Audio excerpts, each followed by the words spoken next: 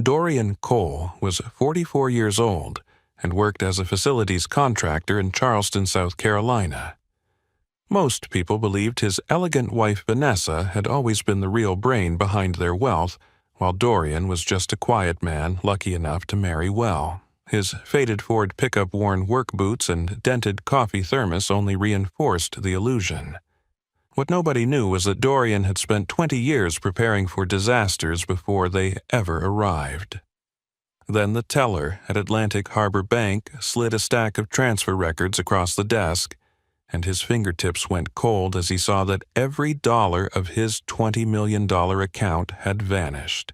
If you're watching from somewhere around the world, leave a comment with your country and your local time. I always enjoy seeing where everyone is listening from. And if you love slow-burning stories filled with hidden truths, impossible betrayals, and satisfying justice, don't forget to subscribe. Tomorrow's story might surprise you even more. The air inside Atlantic Harbor Bank felt unusually cold, not because the air conditioning was too strong, but because silence had settled over the executive office like heavy fog. Outside the floor-to-ceiling windows, Charleston Harbor shimmered beneath the afternoon sun, while tourists wandered along the waterfront, carrying shopping bags and iced coffee. Inside, nothing moved except the slow hum of the printer behind Linda Carson's desk.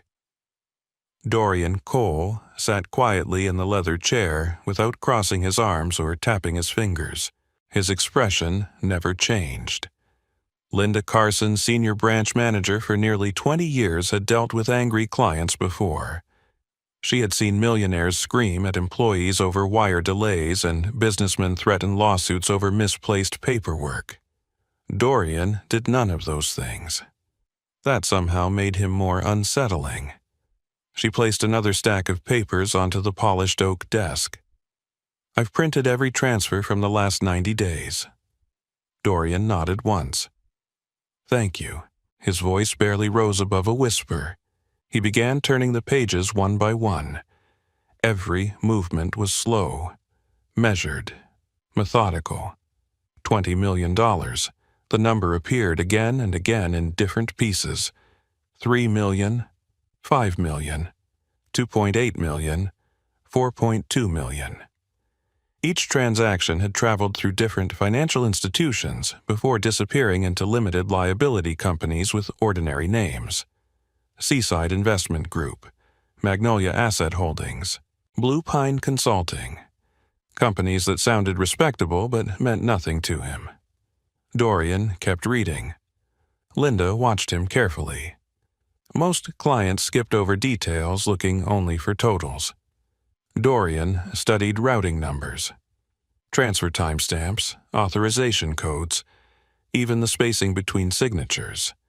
His right thumb stopped against the edge of one page. The signature looked familiar, too familiar. He leaned closer. Every curve, every angle, every loop in the letters matched his own handwriting almost perfectly. Too perfectly. Real signatures changed, pens slipped, hands hesitated. Ink pressure varied. This signature looked as if it had been copied by a machine. He reached for another transfer, then another. Every one looked identical. Linda cleared her throat. Our compliance department reviewed them when the requests arrived. Dorian finally looked up. They didn't question them. The documentation appeared complete. Appeared. She lowered her eyes. Yes. He looked back down at the papers. No anger, no panic, just observation. The room fell quiet again. Somewhere outside, a ferry horn echoed across the harbor. Dorian turned another page. Near the bottom sat a legal authorization reference filed by outside counsel. He read the line twice, then a third time. Hale Legal Group, Charleston, South Carolina. His fingers stopped moving. The narrator could almost hear old memories surfacing behind Dorian's calm expression. Spencer Hale, the polished attorney with television interviews, the charity dinners, the magazine covers, the man who specialized in trusts and high-value divorces. Vanessa had mentioned him once, only once. She said one of her friends recommended him for estate planning years ago. Dorian never thought about it again. Now, his name sat beside millions of missing dollars. Linda reached into another folder. There is something else. She slid over certified authorization copies. Each contained notarized declarations. Each carried Dorian's printed name. Each claimed he had voluntarily transferred marital assets. He examined the first notary seal, Savannah, the second, Hilton Head, the third, Charleston. 3 cities, 3 dates, 3 different witnesses. Impossible. He had been repairing HVAC systems at a manufacturing plant outside Columbia during one of those days. Payroll records would prove it. He remembered because temperatures had reached 102 degrees. His shirt had been soaked before lunch. He still had photographs from the job site. Someone had created an impossible timeline. Linda finally spoke again. Our fraud division normally investigates transactions this size. What happened? They received legal assurances from outside counsel. Who? She hesitated, then slowly opened another folder. Inside rested copies of law firm correspondence, heavy cream paper, embossed lettering, gold initials, Spencer Hale, attorney at law, estate planning, family wealth protection. Dorian stared for several seconds. Not surprise, recognition. Pieces were beginning to fit together. He remembered Vanessa staying late at charity committee meetings, weekend conferences in Savannah, unexpected business dinners, hotel invoices she explained away as networking events. Small things, forgettable things. By themselves, they meant nothing.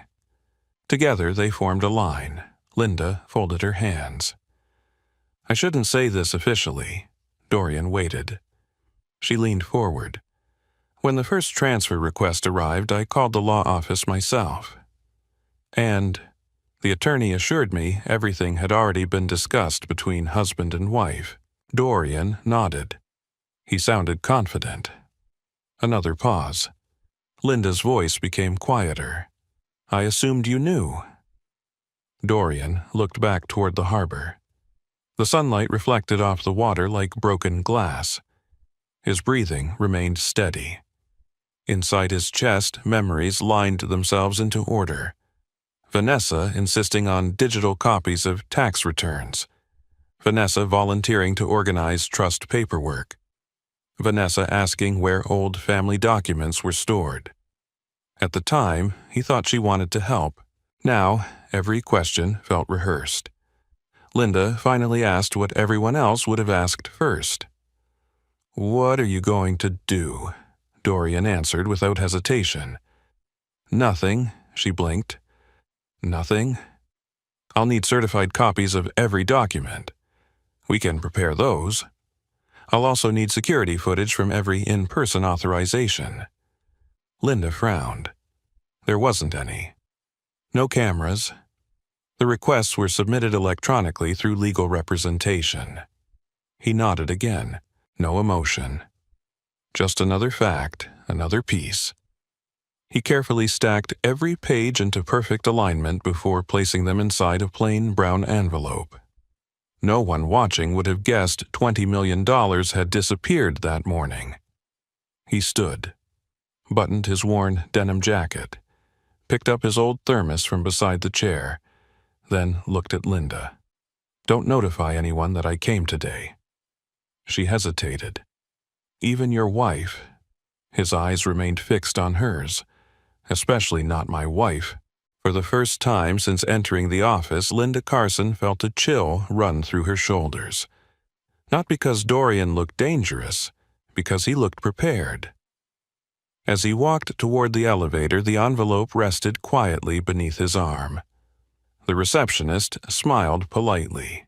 He smiled back.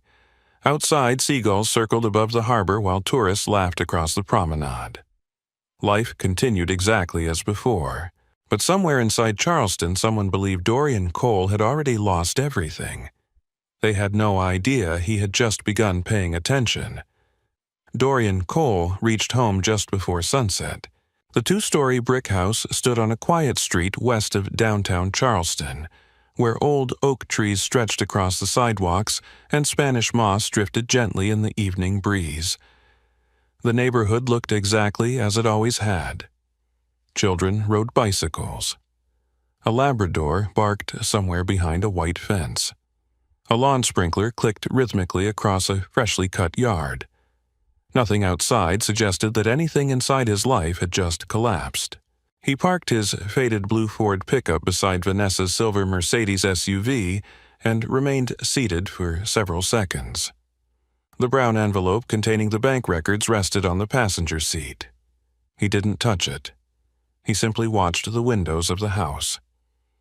The kitchen lights glowed softly. Someone moved inside. Probably Vanessa preparing dinner.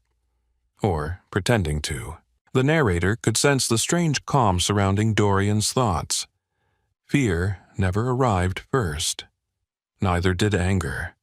His mind preferred patterns over emotion, facts over assumptions, evidence over accusations. That habit had helped him build a transportation company from one truck into a regional logistics business before selling it years earlier.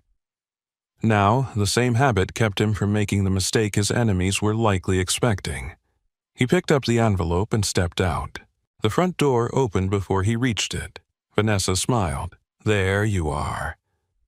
She walked toward him, carrying a wine glass. Her blonde hair fell perfectly over one shoulder, and the white silk blouse she wore looked newer than anything she had purchased recently. She kissed his cheek. "You missed lunch again." "I was busy." "I figured." She laughed lightly. "I almost thought you forgot we had reservations tonight." Dorian smiled politely. "I didn't." He stepped inside. Everything looked normal. The marble kitchen island. The expensive artwork Vanessa insisted on buying. Fresh flowers. Candles already burning. Italian music playing quietly through ceiling speakers. The smell of rosemary chicken filled the air. She had prepared his favorite dinner, or perhaps she wanted him to think she had. He set his thermos on the counter. Vanessa walked toward the refrigerator. I picked up a bottle of Napa Cabernet. She smiled again. "We should celebrate." "What are we celebrating?" She hesitated, only for half a second. Then the smile returned. "Life." Dorian noticed the pause. It lasted less than a heartbeat. Most people would have missed it. He didn't. He also noticed something else. A diamond bracelet rested on her wrist, small, elegant, new. He had never seen it before. The stones reflected the kitchen lights every time she reached for something. He looked at it casually. "That's new." Vanessa glanced down. "Oh." "This, my book club, chipped in for my birthday." "My birthday was 4 months ago." She laughed again. "They were late." Dorian nodded once. Nothing else, no questions. She seemed relieved. Dinner passed quietly. Vanessa spoke about charity events, neighborhood gossip, and a new boutique opening downtown. Dorian listened, occasionally responding with a single sentence. His eyes wandered naturally around the room. Her phone lay beside her plate, face down. Vanessa had always left it unlocked around the house. Tonight, it remained upside down. Twice, it vibrated. Twice, she quickly slipped it into her lap before reading the screen. The third time, she stood. "I need more water." She walked toward the sink. The phone disappeared into her pocket. Dorian continued eating. Outside, cicadas began singing beneath the warm South Carolina night. The peaceful sound somehow made the silence between husband and wife feel even louder. Later, they moved into the living room. Vanessa opened her laptop. "I have committee work." Dorian nodded. He noticed something else. The password screen appeared. She typed quickly, shielding the keyboard with her hand. She had never done that before. After 10 years of marriage, neither of them hid passwords. At least they hadn't. She closed the computer after only 5 minutes. "I'm exhausted." She kissed his forehead. "I'm going upstairs." He watched her climb the staircase. Halfway up, she checked her phone again. The screen illuminated her face. She smiled. Not at him. At whoever had sent the message, the bedroom door closed softly. The house became quiet. Dorian remained downstairs.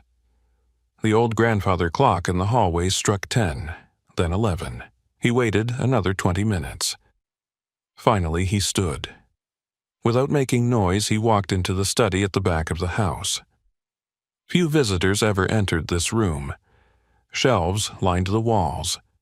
Old binders, tax files, insurance policies, family photographs, everything labeled, everything organized.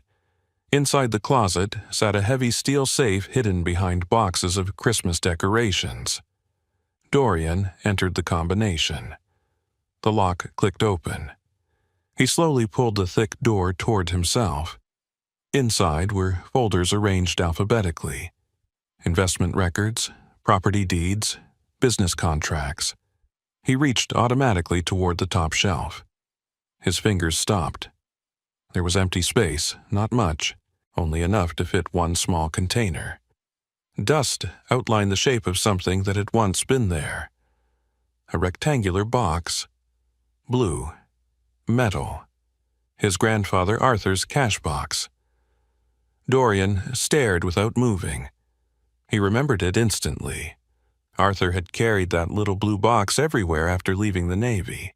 Inside were old receipts, letters, certificates, and strange papers no one ever cared about. As a child, Dorian once asked why he never threw them away. Arthur simply smiled. "People protect gold. I protect paper." Dorian hadn't understood then. Now the memory returned with unusual clarity. He searched the safe carefully. Every shelf, every folder, every envelope. Nothing. The box was gone. His breathing remained steady, but something inside him shifted. He crouched lower and inspected the dust around the missing space. Someone had removed the box recently. The outline remained clean. No cobwebs, no discoloration, no age. Someone knew exactly what they were looking for. He closed the safe quietly, then looked around the study. Everything else remained untouched. Only one object had disappeared. The oldest, the least valuable, or so everyone believed. He walked toward the window overlooking the backyard. The moon reflected across the swimming pool. Upstairs, a faint laugh drifted through the ceiling. Vanessa. She was speaking softly. On the phone. The words couldn't be understood, but the warmth in her voice carried clearly through the quiet house. Dorian stood motionless. Not listening, not spying, simply observing. Every tiny piece continued falling into place. The bracelet, the passwords, the hidden messages, the missing documents, the $20 million, the lawyer, and now his grandfather's blue metal box. None of it felt accidental anymore. Upstairs, a floorboard creaked. The conversation stopped. Silence returned. Dorian looked once more toward the empty safe before turning off the study light. For the first time that day, he understood that whoever had stolen his money had also been searching for something far older. Something Arthur Cole had hidden decades before. And somehow they had found it before he did. The next morning arrived wrapped in soft coastal fog, and Charleston woke slowly.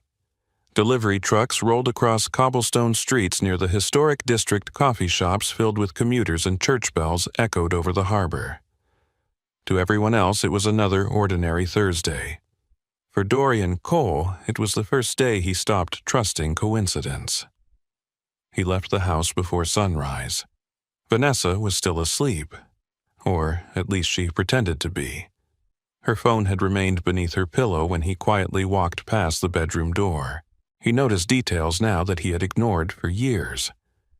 The expensive perfume bottle she had never owned before. The pair of designer heels still sitting beside the closet. The garment bag hanging from the guest room that she claimed belonged to a charity auction. Tiny things. By themselves, they meant nothing. Together, they formed a language. Dorian climbed into his old Ford pickup and drove towards downtown Charleston instead of heading to work. The city gradually came alive around him. Tour buses, horse carriages, morning joggers along White Point Garden. He parked several blocks away from Broad Street and walked the remaining distance. The brass letters above the entrance reflected the morning sun. Hale Legal Group. The building itself looked exactly as successful law firms were supposed to look. Tall glass windows, imported marble, uniformed receptionist, fresh flowers in the lobby, expensive artwork lining every wall. Money announced itself quietly inside places like this. Dorian stepped through the revolving door carrying nothing except a legal pad and a pen. The receptionist smiled professionally. "Good morning, sir." "Morning. Do you have an appointment?" "I was hoping Mr. Hale could spare a few minutes." "And your name?" "Dorian Cole." Her fingers stopped over the keyboard, just briefly. Then the smile returned. "I'll check." She disappeared into a hallway. Several minutes passed. Dorian quietly studied the lobby. Law books arranged by color. Crystal awards. Family photographs. Magazine covers featuring Spencer Hale beside smiling clients. One article headline caught his attention. Protecting generational wealth through smart planning. The irony almost made him smile. The receptionist returned. "Mr. Hale has 10 minutes. Dorian nodded politely. She guided him down a quiet hallway into an office overlooking Charleston Harbor. Spencer Hale stood beside the windows. Tall, silver hair perfectly styled.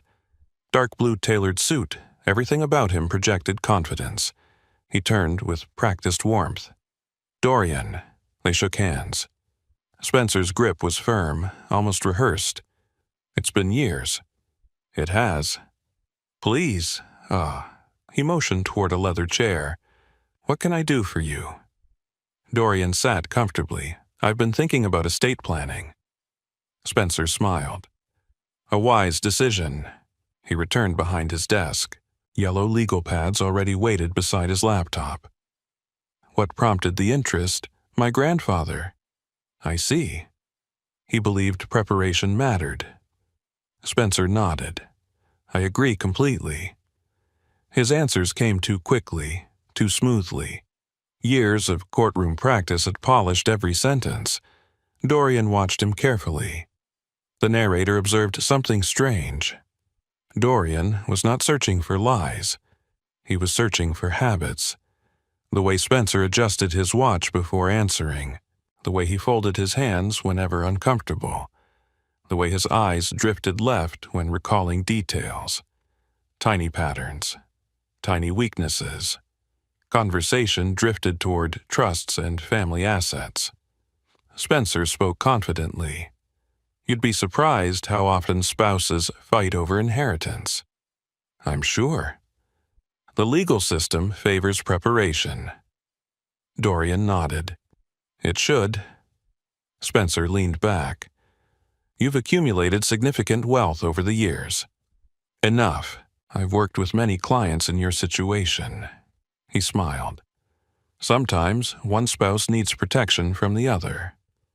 The sentence hung quietly in the room. Dorian simply looked at him.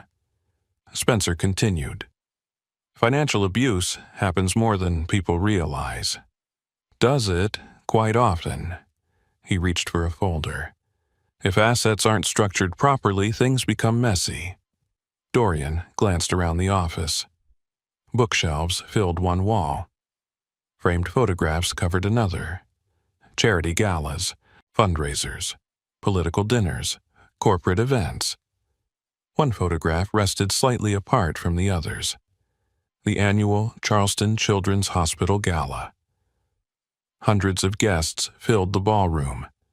Spencer stood near the center. Beside him stood Vanessa. She wore a black evening gown. They smiled toward the camera. Most viewers would notice nothing unusual.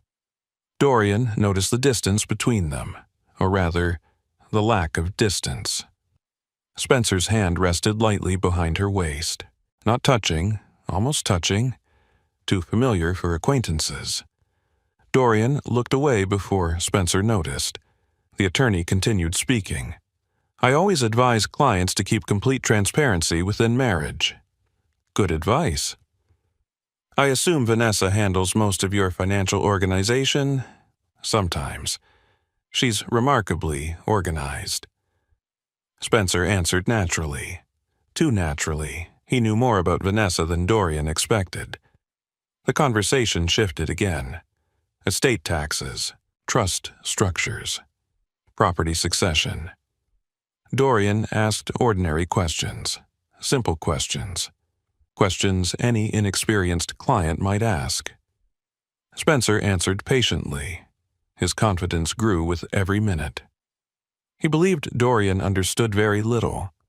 That belief became visible in his posture, his tone, his relaxed smile. Exactly what Dorian wanted. Near the end of the meeting, Spencer opened a drawer. He removed a glossy brochure.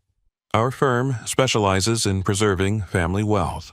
He slid it across the desk. "I'd be happy to represent you." Dorian accepted it. Their fingers briefly touched. Spencer smiled again. Successful people should surround themselves with professionals. Dorian nodded. "I appreciate that." He stood to leave. As he reached the door, Spencer added casually, "I've seen too many hardworking men lose everything because they refused good advice." Dorian turned. The office fell quiet. Spencer folded his hands. Then he delivered the sentence almost like a lecture. Some people simply aren't built to manage wealth. For several seconds, neither man moved. Outside the office windows, a cargo ship drifted slowly toward the harbor. Sunlight reflected across the water. Dorian looked directly into Spencer's eyes. His face remained calm. No anger, no humiliation, only observation. Then he smiled politely. "Thank you for your time." He walked out without another word. The receptionist wished him a pleasant day. He thanked her. The elevator carried him down to the lobby. Only after stepping onto the sidewalk did he remove the folded brochure from his jacket pocket. Inside rested Spencer's business card. Elegant, minimal, expensive. Dorian flipped it over. A handwritten number appeared on the back. Private mobile. Probably reserved for important clients. Or important relationships. He slipped it into his wallet. Across the street, construction crews hammered steel beams into a new hotel project. The sharp metallic echoes bounced between buildings. Dorian looked once more toward the glass tower behind him. Somewhere on the upper floor, Spencer Hale likely believed the meeting had gone exactly as planned. He believed Dorian was slow, trusting, simple, a blue-collar husband overwhelmed by legal language. He had no reason to think otherwise. That illusion had just become Dorian's greatest advantage. As he walked toward his truck, the morning fog finally disappeared beneath the South Carolina sun. But another kind of fog had only begun to lift, and somewhere beneath decades of forgotten paperwork and carefully hidden lies, the first outline of the truth was beginning to emerge. 3 days later, rain fell over Charleston. The clouds arrived before sunrise and turned the city gray, leaving puddles across the sidewalks and dripping moss hanging heavily from the old oak trees. Traffic crawled through downtown while windshield wipers beat steadily across thousands of cars. Inside the Cole residence, the atmosphere felt strangely calm. Vanessa stood in the kitchen wearing a cream-colored sweater and dark jeans, humming softly while preparing coffee. If someone had walked into the house that morning, they would have seen a successful couple beginning another ordinary day. Nothing more. Dorian entered wearing his old work jacket. His boots carried traces of mud from a maintenance project completed the previous evening. Vanessa smiled. "You look exhausted." "I am. You should take fewer jobs." "They keep me busy." She handed him a mug. He thanked her. Neither mentioned the missing money. Neither mentioned Spencer Hale. The silence between them had become almost mechanical. After breakfast, Vanessa checked the time twice before picking up her handbag. "I have lunch with the foundation board." Dorian nodded. "What time?" "Probably 1. She leaned forward and kissed his cheek. "I'll see you tonight." Then she disappeared through the front door. The silver Mercedes pulled away. Dorian waited exactly 2 minutes before walking into the garage. Her parking space was empty. The house became completely silent. He looked at the hallway clock. 9:17 a.m. He walked upstairs. Every room remained perfectly organized. Vanessa always preferred spotless spaces. Closets color-coded. Shelves arranged by height. Nothing out of place. Except now, Dorian noticed something new. The guest bedroom door was locked. It had never been locked before. He tried the handle gently. Nothing. His eyes moved toward the linen closet nearby. Inside sat an old emergency key box. Most people forgot it existed. He remembered installing it himself years ago. The tiny brass key still hung inside. He unlocked the guest room. The smell hit him first. New perfume, not Vanessa's usual fragrance. Something stronger, more expensive. The room itself looked untouched, bed made, curtains closed, nothing suspicious, until he opened the closet. A black garment bag hung alone. The tag read Savannah Grand Hotel. He stared for several seconds. Savannah, the same city printed on one of the fraudulent bank authorizations. He unzipped the bag. Inside hung a navy evening dress. Elegant, designer. The receipt remained inside the pocket. Purchased only 6 weeks earlier. Price $3.480. Paid by corporate card. The company name printed beneath the transaction Magnolia Asset Holdings, LLC. Dorian's eyes narrowed slightly. He knew that name. It appeared among the shell companies receiving millions from his account. He carefully folded the receipt back into place. Nothing else inside, no jewelry, no documents, only the dress. He zipped the garment bag closed, exactly as before. Nothing disturbed. The narrator followed Dorian's thoughts without entering anyone else's. The pieces no longer floated separately. They were beginning to lock together. Shell companies. Savannah, Spencer Hale, Vanessa, the missing blue box, $20 million. He closed the closet and relocked the room. Downstairs, the grandfather clock struck 10. His attention shifted toward the home office. Unlike the guest room, that door remained open. Bookshelves covered one wall. Financial binders filled another. Most paperwork stayed exactly where he had left it years earlier. Dorian walked to Vanessa's desk. The drawers were locked electronically. She had installed that lock only months before, claiming it protected charity records. He looked around quietly. The printer rested beside the desk. Its indicator light blinked softly. A single sheet remained in the output tray. Most people would have ignored it. Dorian picked it up. Only half the page had printed before the job canceled. The top contained an email header. Below it appeared only fragments. Wire confirmation.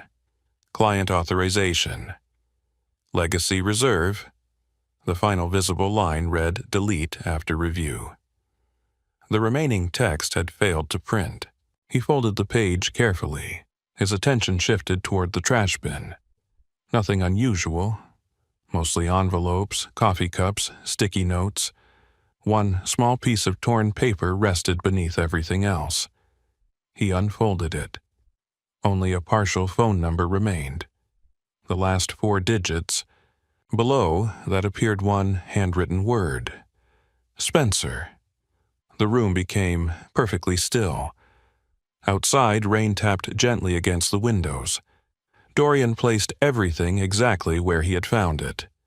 No fingerprints, no disorder, no evidence anyone had entered. He left the office, locked the guest room again, returned downstairs. At 11:30, his own phone vibrated. Unknown number. He answered. Dorian Cole. A woman's voice spoke softly. Mr. Cole. Yes? This is Michelle from Hawthorne and Drake Family Law. He recognized the firm's name, one of Charleston's largest divorce practices. We've been asked to deliver legal documents to your residence this afternoon. Dorian looked toward the rain outside. I see. You'll need to sign for receipt. What time? Around 4. Thank you. The call ended. He stood motionless, then slowly walked toward the living room window. Rainwater rolled down the glass in crooked lines. The neighborhood remained quiet. Children had gone home from school because of the weather. Mail trucks crawled through flooded intersections. Everything looked peaceful. Yet somewhere inside Charleston, lawyers were preparing papers with his name already printed across them. He knew what was coming before they arrived. The accusations, the lies, the carefully rehearsed performance, the legal language designed to make theft appear legitimate. He felt neither fear nor anger, only certainty. He returned to the kitchen and poured another cup of coffee. Steam rose slowly into the air. On the counter sat a framed photograph from their 10th anniversary. Vanessa smiled beside him beneath the lights of a Charleston rooftop restaurant. He studied the image quietly, then turned it face down. At exactly 3:56 p.m., headlights appeared through the rain. A black sedan stopped in front of the house. A man wearing a gray suit stepped onto the porch carrying a leather briefcase. He rang the bell once. Dorian opened the door. Mr. Cole? Yes? The man produced a thick envelope. You've been formally served. Dorian accepted it without expression. The courier handed him a digital signature pad. He signed. The man nodded politely and walked back towards the sedan. Rain soaked his shoulders before he reached the car. The engine started. The vehicle disappeared down the street. Dorian remained standing beneath the porch roof. The envelope felt unusually heavy in his hands. Inside waited the next move in a game someone else believed they had already won. He slowly broke the seal. The first page slid into view. Large black letters covered the top. Petition for dissolution of marriage. Beneath the title appeared dozens of allegations. Financial misconduct, hidden assets, emotional instability, marital dishonesty. He turned another page, then another. Near the middle of the filing, one unfamiliar phrase caught his eye. 2 words. Simple. Almost invisible. Yet somehow impossible to ignore. Cole Legacy Reserve. Dorian stopped reading. The rain continued falling around the silent house. For the first time since the money disappeared, he realized they had not stolen $20 million because they wanted $20 million. They were looking for something else, something they believed his grandfather had hidden. And somehow, they already knew its name. The rain had stopped by dawn. Charleston's streets still glistened beneath pale morning light, reflecting brick buildings and church steeples like pieces of broken glass. The storm had washed away the humidity, leaving the air unusually cool for early autumn. Dorian Cole left before 6. The divorce petition rested inside a leather folder beside him. He had read every page twice. Not once had he called Vanessa. Not once had he contacted Spencer Hale. The accusations no longer mattered. Only one phrase remained in his mind. Cole Legacy Reserve. The words followed him through every traffic light and every quiet mile as he drove north toward Somerville.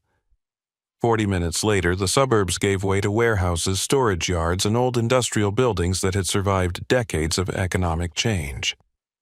Near the railroad tracks stood a faded sign, Palmetto Secure Storage. Dorian parked beside Unit C-114. The manager recognized him immediately. "Morning, Mr. Cole." "Morning, Eddie." The elderly manager smiled. "Haven't seen you in years." "I know. You still keeping your grandfather's things?" "For now." Eddie handed him a clipboard. "No rush. Take all the time you need." Dorian signed quietly before walking through rows of metal doors. The storage facility smelled of concrete and dust. Some units contained furniture. Others held old boats or motorcycles. At the far end stood Unit C-114. His grandfather, Arthur, had rented it 31 years earlier. After Arthur's death, Dorian simply continued paying the yearly fee. He never had the heart to empty it. The padlock clicked open. The metal door rattled upward. Dust floated through narrow beams of sunlight. Nothing had changed. Old wooden shelves lined the walls. Fishing equipment, army blankets, rusted tools. Boxes labeled only by year. Everything Arthur owned had been organized with military precision. Dorian stepped inside. The smell of old paper instantly brought back childhood memories.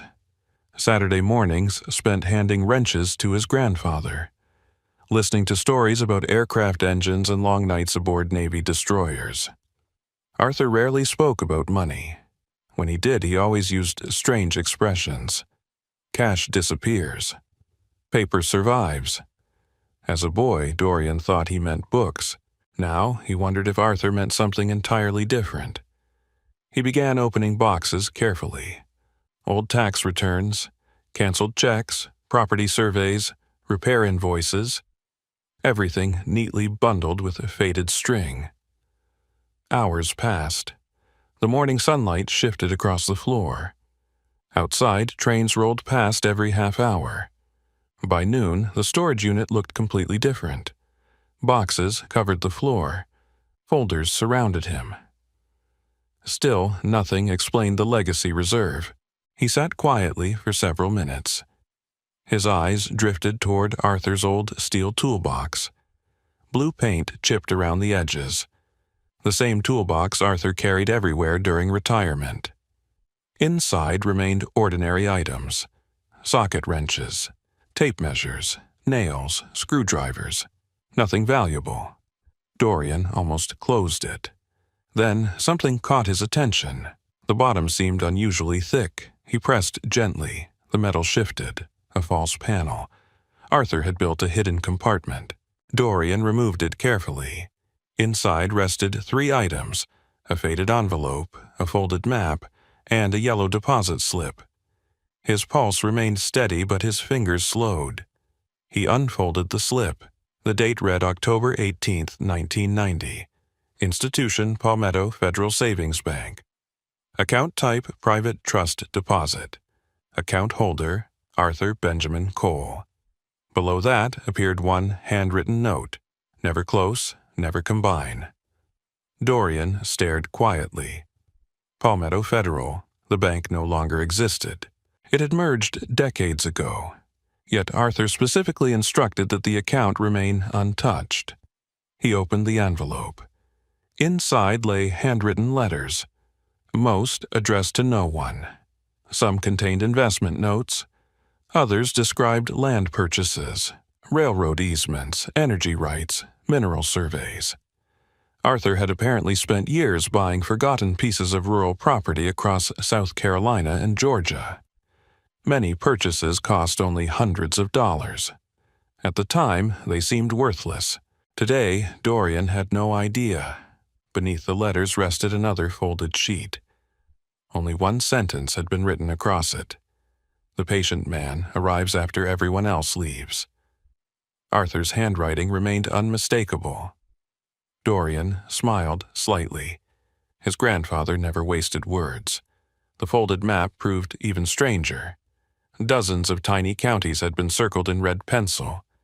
Each included handwritten numbers, parcel IDs, tax references, banknotes. The map looked less like property records and more like a treasure hunt only Arthur could understand. For another hour, Dorian sorted every document carefully.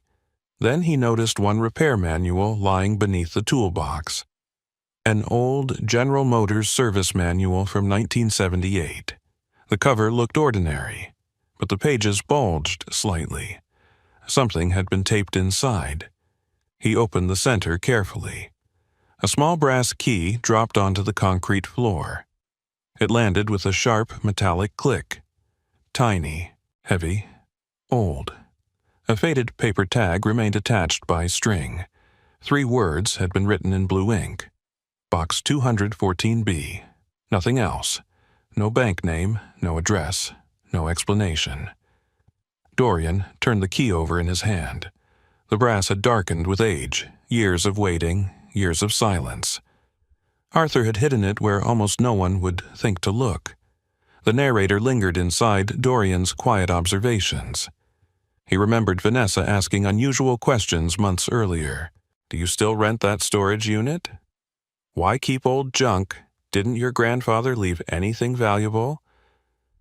At the time, he laughed. Now, every conversation returned with new meaning. She had not been curious. She had been searching. Someone knew Arthur left something behind. Someone believed it still existed. The missing blue cash box, the divorce filing, the legacy reserve, the shell companies, the lawyer, the transfers, the trust. Everything pointed backward instead of forward. Toward 1990, toward Arthur, toward a bank that had disappeared long before smartphones and online banking existed. Dorian carefully repacked every document. The deposit slip went inside a waterproof folder. The letters remained untouched. The brass key slipped into his jacket pocket. Nothing else left the storage unit. He closed the hidden compartment, returned every box exactly where it belonged, swept away footprints from the dusty floor. Arthur had taught him something important when repairing engines. Leave no evidence you were there unless you want people to know. Outside, Eddie sat reading a newspaper. Find what you needed. Dorian nodded. I think so. The old manager smiled. Your grandfather always said one day you'd come looking. Dorian stopped walking. He said that years ago. Eddie leaned back in his chair. He told me if anyone besides you ever asked about that storage unit, I should pretend I forgot everything. Dorian remained silent. Eddie laughed softly. Old Arthur trusted almost nobody. Then his smile faded. But he trusted you. Dorian climbed back into his truck. The brass key rested inside his palm. Tiny, ordinary, almost worthless to anyone else, yet somehow it felt heavier than $20 million. As the engine started, he looked once more at the faded storage building disappearing in his mirror. For the first time since the money vanished, he realized something unsettling. Vanessa and Spencer had stolen his fortune, but they had failed to find what Arthur Cole truly intended to leave behind, and whatever that secret was, the little brass key would almost certainly unlock it. The brass key never left Dorian Cole's pocket. For 2 days, he carried it everywhere, at work, at home. Even while sitting across the dining table from Vanessa as she discussed charity auctions and board meetings with effortless confidence. She smiled, she laughed, she spoke about weekend plans. Dorian noticed every detail, yet he said almost nothing. The narrator could see the unusual discipline behind his silence. Every instinct urged him to confront her, to ask why she had filed for divorce, why $20 million had disappeared, why Arthur's papers had suddenly become important. Instead, he waited. Arthur had always believed impatience was the most expensive mistake a man could make. On Monday morning, Dorian drove south instead of reporting to a maintenance project. The old deposit slip from 1990 rested beside him. Its faded logo belonged to a bank that no longer existed. Palmetto Federal Savings. Most people would have assumed the trail ended there. Dorian knew better. Banks disappeared. Records rarely did. He spent 3 hours visiting county archives, speaking with clerks who searched through merger histories and financial acquisitions dating back more than 30 years. By noon, he finally found what he needed. Palmetto Federal had merged into Carolina Heritage Bank in 1998. Carolina Heritage later merged into Southeastern Heritage Trust after the financial crisis. The headquarters now stood in Savannah, Georgia, nearly 100 miles away. Dorian folded the paperwork carefully and climbed back into his truck. The highway stretched south beneath bright autumn skies. Long bridges crossed marshland where white herons stood motionless among tall reeds. Traffic remained light. His thoughts remained quieter still. Someone had gone to extraordinary lengths to locate Arthur's forgotten account. Someone believed it still contained something valuable. The farther Dorian drove, the more certain he became that the missing $20 million had never been the real objective. Late afternoon sunlight covered downtown Savannah when he arrived. Historic brick buildings lined River Street, while tourists wandered beside the waterfront. Luxury hotels overlooked the river. Restaurants spilled music onto crowded sidewalks. The Trust headquarters stood several blocks inland. Unlike Spencer Hale's flashy office, the building looked almost invisible. 4 stories, red brick, simple brass lettering, no luxury cars, no marble entrance, only quiet wealth. Inside the lobby smelled faintly of polished wood and old books. A receptionist greeted him politely. "May I help you?" Dorian removed Arthur's deposit slip. "I believe my grandfather had an account here." She examined the paper. Her expression changed immediately. "One moment, please." She disappeared through a secured hallway. Several minutes passed. 2 elderly men crossed the lobby carrying archival boxes. Employees spoke quietly behind closed doors. The atmosphere felt more like a private library than a financial institution. Finally, the receptionist returned. "A trust officer will see you." She escorted him upstairs. The office overlooked the Savannah River. Ships moved slowly beneath the afternoon sun. Behind a large walnut desk sat a woman in her 60s. Silver hair, dark green suit, reading glasses resting low across her nose. She stood as Dorian entered. "Mr. Cole." Dorian. "I'm Margaret Sutton." They shook hands. Her grip felt firm. Professional, measured. She motioned toward a chair. "I've reviewed the document you brought." Dorian sat quietly. Margaret continued studying the deposit slip before speaking again. "I haven't seen one of these in years. I wasn't sure the account still existed." She smiled faintly. "It does." Silence filled the room. Outside, a cargo ship sounded its horn. Margaret folded her hands. "Your grandfather was a remarkable man. You knew him. He visited every year." Dorian blinked. Every year, without exception. He never mentioned this place. He wasn't supposed to. She opened a leather binder resting beside her desk. Several aged documents appeared inside protective sleeves. Arthur Benjamin Cole. Original trust records. Signature cards. Investment instructions. Transfer restrictions. Everything remained preserved. Margaret looked directly at Dorian. "I'll need identification." He handed over his driver's license. She compared photographs carefully, then entered information into her computer. Minutes passed. Finally, she nodded. "Identity confirmed." She opened another folder. Its cover carried unfamiliar words. Cole Legacy Reserve. The same phrase printed inside Vanessa's divorce filing. The same phrase that had haunted Dorian for days. He remained silent. Margaret noticed. You've heard the name before? Recently. She studied him. Then quietly asked, Has someone been looking for this account? Dorian answered honestly. I believe so. Margaret removed her glasses. Her expression became noticeably more serious. She pressed a small button beneath her desk. The office door locked automatically. Blinds lowered over the windows. The room suddenly felt isolated from the outside world. Dorian watched calmly. Margaret leaned forward. What I'm about to tell you remains confidential under federal trust law. He nodded. She slid one document across the desk. The paper listed account activity, no withdrawals, no distributions, no closures. Only one recent event appeared. Information request received. Date 7 weeks earlier, submitted by Hale Legal Group. Dorian stared at the page. The silence between them deepened.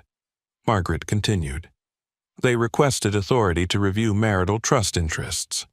Did you allow it? No. They provided marriage documentation. It wasn't sufficient. She paused.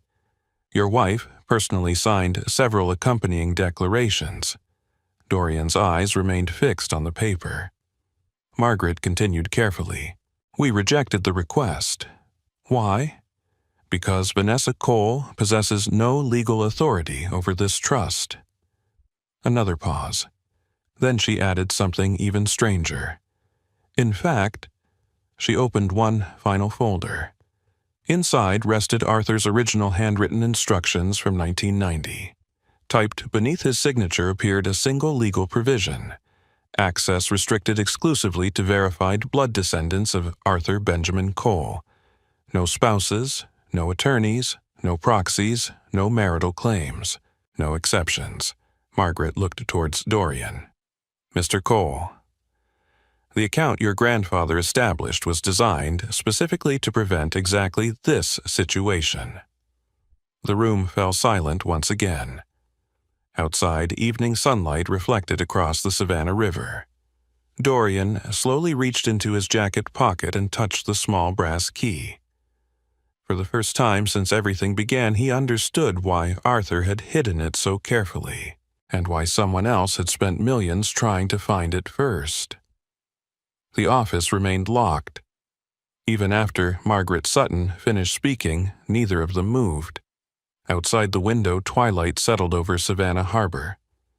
The river glowed beneath rows of old warehouses converted into restaurants and hotels, while tugboats pushed cargo ships slowly toward the Atlantic. Inside the trust office, only the quiet ticking of an antique wall clock broke the silence. Dorian looked once more at Arthur Cole's original trust agreement. The pages had yellowed with age. The ink had faded. Yet every signature remained perfectly clear. Arthur Benjamin Cole. October 18, 1990. Witnessed, notarized, recorded. Margaret carefully returned the documents to their protective sleeves before folding her hands. Your grandfather planned this for decades. Dorian remained silent. Margaret continued. He believed fortunes rarely disappear because of bad investments. She paused. They disappear because people trust the wrong person. The sentence lingered in the room. It sounded less like legal advice and more like something Arthur himself would have said. Margaret reached for another archive box. Unlike the first, this one carried a red security seal across its lid. She unlocked it with a small silver key. Inside rested dozens of sealed envelopes arranged by year. Every few years, Arthur had apparently mailed additional instructions to the trust office. Margaret selected one dated 1998. She opened it carefully. Inside rested a typed letter signed by Arthur, only a few paragraphs long. Dorian read quietly. If anyone claiming marriage requests access to these holdings, verify blood lineage before acknowledging the account exists. No attorney may substitute for direct inheritance verification. Delay all responses until investigation is complete. Arthur's signature appeared beneath the instructions. Margaret placed the letter aside. He was very specific. Dorian nodded slowly. He expected someone to try. Margaret looked toward him. I believe he did. She opened another envelope. This one had never been opened before. Its seal cracked softly beneath her fingers. Inside rested another handwritten page. Arthur's writing remained steady despite his age. Trust is earned slowly. Greed arrives quickly. If this page is ever opened because someone seeks my reserve account through marriage or litigation, assume deception until proven otherwise. Dorian looked away. His grandfather had written those words more than 30 years earlier, long before Vanessa entered his life, long before Spencer Hale built his reputation. Yet somehow, Arthur had anticipated exactly what would happen. Margaret stood and walked toward a locked filing cabinet against the far wall. She entered a security code. Another drawer slid open. Inside rested a modern file. Unlike the old documents, this one contained recent correspondence. She carried it back to the desk. Mr. Cole, I'm going to show you something few beneficiaries ever see. She opened the file. Several printed emails appeared. Formal, professional. Every one originated from Hale Legal Group. The earliest message requested verification of marital trust interests. The second demanded disclosure under family property law. The third threatened legal action if information remained withheld. Margaret looked almost amused. They assumed intimidation would work. It didn't. No. She removed another page. This one carried handwritten notes from the trust's legal department. Possible fraud attempt. Do not disclose holdings. Notify internal compliance. Preserve correspondence. Dorian studied each line carefully. Nothing about Spencer's requests appeared accidental. Months before the divorce filing, months before the missing money, someone had already begun searching for Arthur's reserve. Margaret slid another document toward him. Unlike the others, this one listed estimated trust holdings. The first page contained property interests. The second listed energy leases. The third contained stock positions dating back decades. Arthur had quietly purchased shares in regional utility companies during the early 1990s. Most investors ignored them. The trust never sold. The companies merged, expanded, split, merged again. The value multiplied quietly over 30 years. Dorian looked across several columns of updated market valuations. The numbers continued growing. Land, timber rights, rail easements, dividend reinvestments, oil pipeline easements. Everything Arthur bought had appreciated beyond imagination. Margaret closed the folder before Dorian reached the final page.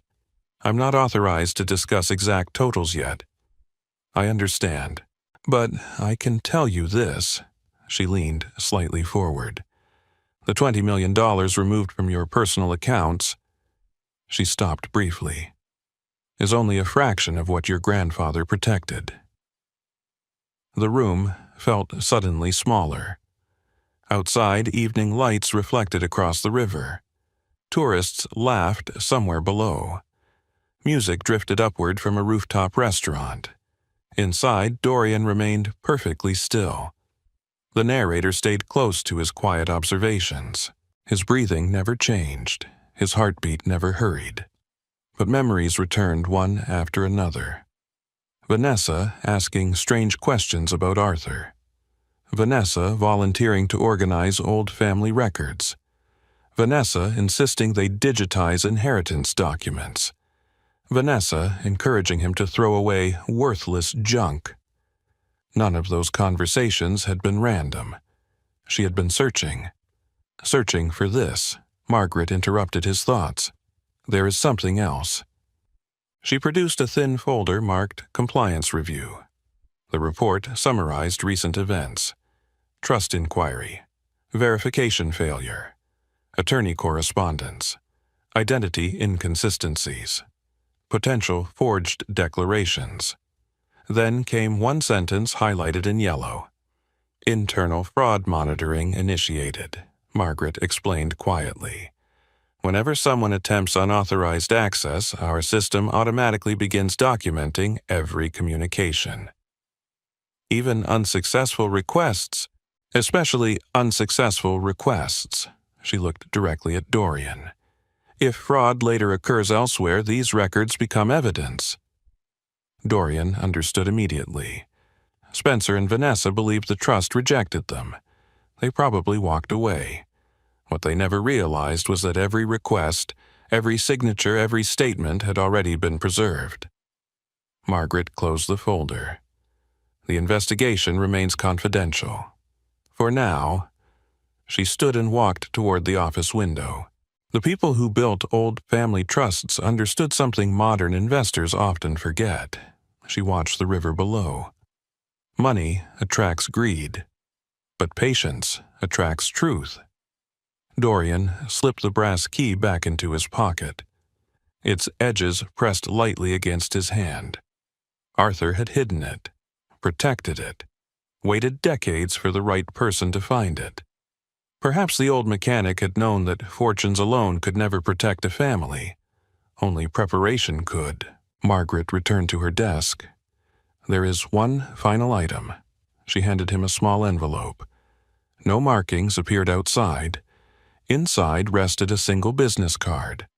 On the back, Arthur had written one sentence years ago. When the reserve is threatened, open box 214B.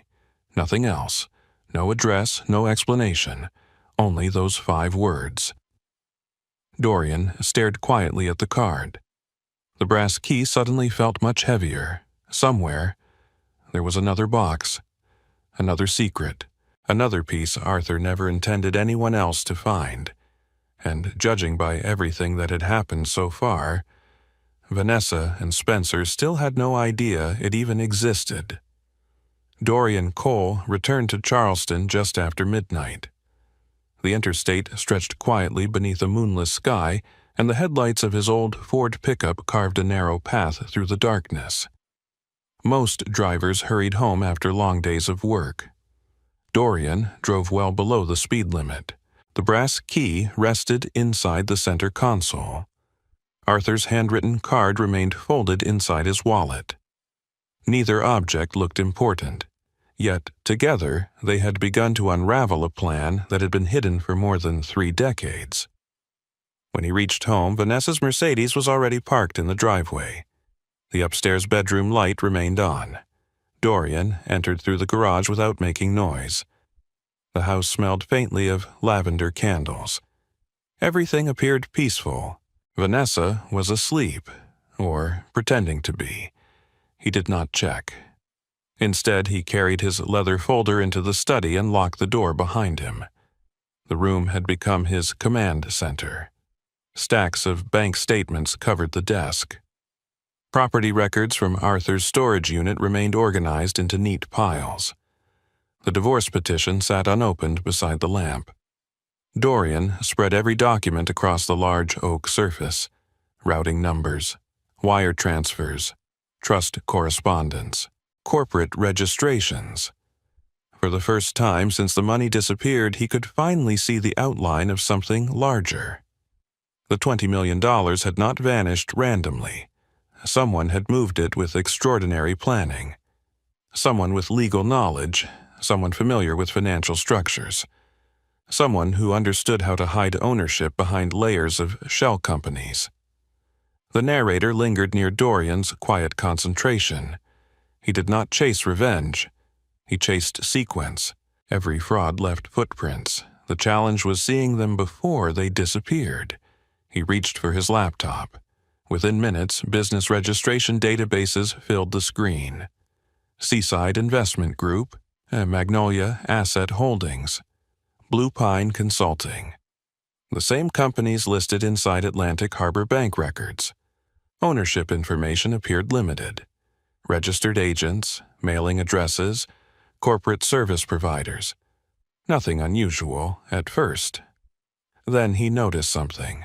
3 companies shared identical filing dates, the same registered office, the same incorporation service in Wilmington, Delaware.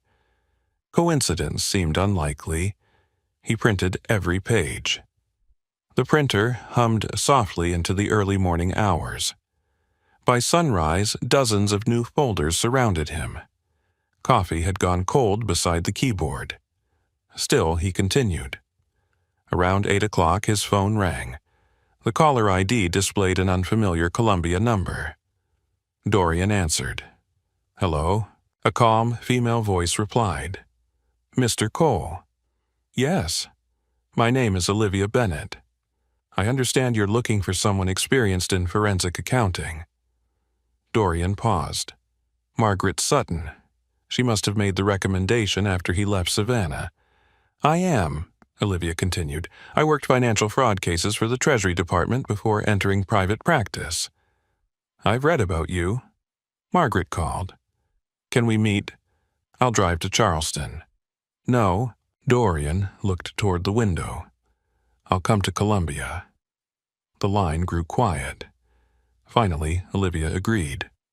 "I'll reserve a conference room." The meeting lasted nearly 4 hours. Olivia Bennett turned out to be nothing like Dorian expected. She wore simple navy slacks and carried no expensive jewelry. Her office overlooked the Congaree River. Bookshelves filled every wall.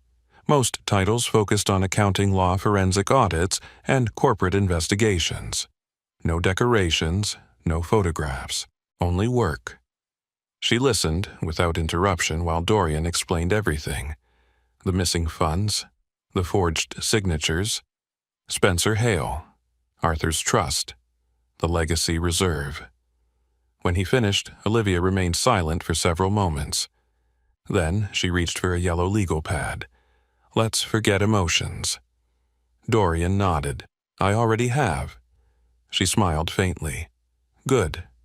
She began writing circles connected by lines.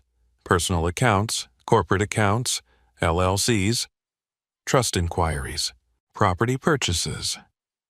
The diagram grew larger. Eventually it resembled a spider web. Olivia tapped one circle. Fraud usually follows convenience. She tapped another. But laundering follows necessity. Dorian studied the page. What does that mean? If someone steals $20 million, hiding it becomes harder than stealing it. She pointed toward Magnolia Asset Holdings. This company exists only on paper. Then Blue Pine Consulting. So does this one. Then Seaside Investment Group. And this one. She looked up. They're not businesses. They're tunnels. Dorian understood immediately. Money entered one end, disappeared through dozens of transactions, then emerged somewhere else with no visible connection. Olivia opened another file. "We'll need subpoena power eventually." "I know, but first we build evidence."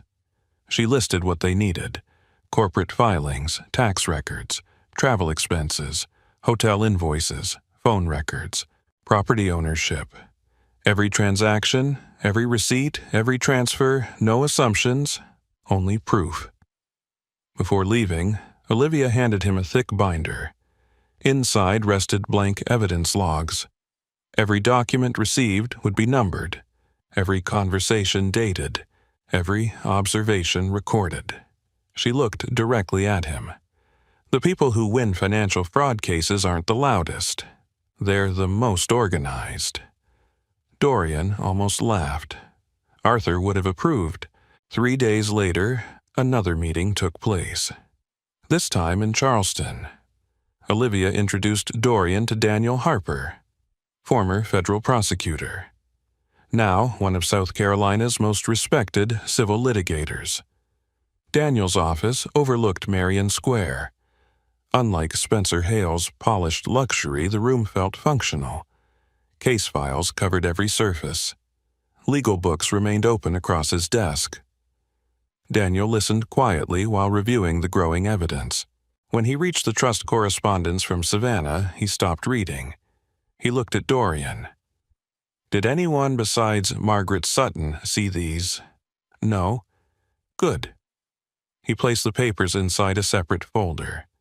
They stay confidential. He continued reading.